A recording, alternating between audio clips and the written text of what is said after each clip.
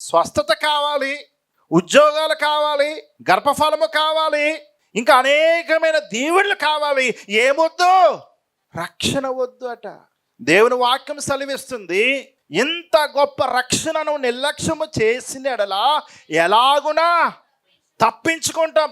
యేసు ప్రభు దేవుడు స్వస్థపరిచేవాడు నమ్ముతున్నారు, కానీ యేసు ప్రభు వారు స్వర్గాన్ని ఇచ్చేవాడు, పాపము నుంచి విమోచించేవాడు, నరకము నుంచి తప్పించి నిత్య జీవం ఇచ్చేవాడని ఎందుకు నమ్మలేకపోతున్నారు?